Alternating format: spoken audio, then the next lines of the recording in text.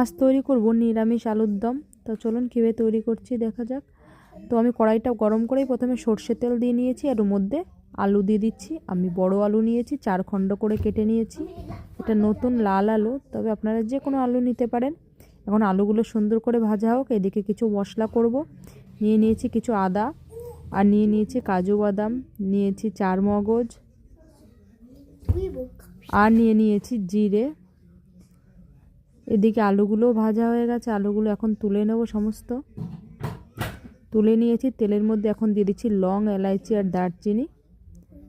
তারপর একে একে সব মশলা দেবো। এখন দিয়ে নিচ্ছি আদা পেস্ট, দিয়ে নিচ্ছি জিরে পেস্ট, একটু মিলিয়ে দেব যাতে নিচে দিয়ে ধরে না যায় মশলাটা। আর দিয়ে দেব 1.5 চামচ ধনে গুঁড়ো, আর দিয়ে দিচ্ছি ঝালের লঙ্কা 2 চামচ। আপনারা আপনাদের পরিমাণ মতন দিয়ে নেবেন। আর এটা কাজু বাদাম বাটা আর 4 মগজ একসঙ্গে পেস্ট করেছি, ওটাও দিয়ে নিচ্ছি। এখন সমস্ত মশলা সুন্দর করে একটু নাড়িয়ে নিচ্ছি। দিয়ে দিচ্ছি স্বাদ মতো নুন, দিয়ে দেব হলুদ,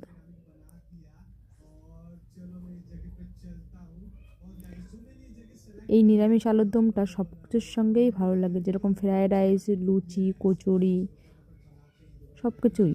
আর এটা দিয়ে দিলাম ফেটানো টক দই 200 গ্রাম, আর দিয়ে দিচ্ছি কাশ্মীরি গুঁড়ো লঙ্কা। আর এখানে 2টো টমেটো আমি 4 খণ্ড করে রেখেছিলাম, সেটাও দিয়ে নিচ্ছি। এইভাবে মশলাটা সুন্দর করে কষিয়ে নেব। দেখুন আমি কষিয়ে নিয়েছি, খুব সুন্দর তেল ছেড়ে দিয়েছে। এখন ভাজা আলুটা এর মধ্যে দিয়ে নিচ্ছি, দিয়ে সুন্দর করে ভাজা আলুটা দিয়ে মশলার সঙ্গে আরও মিলিয়ে আরও কিছুক্ষণ রান্না করে নেব।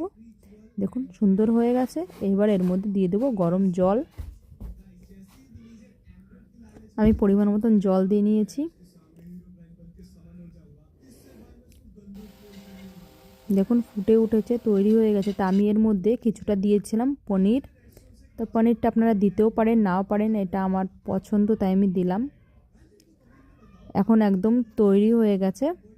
যখন ফুটে উঠেছিল তখনই পনিরটা দিয়েছিলাম, তারপর আরও কিছু সময় জ্বালিয়ে নিয়েছি। এখন দিয়ে নিচ্ছি গরম মশলা, আর দিয়ে নেব নামানোর আগে ঘি। এইভাবে নিরামিষ আলুর দম খুব ভালো লাগে খেতে, একবার বানিয়ে ট্রাই করবেন।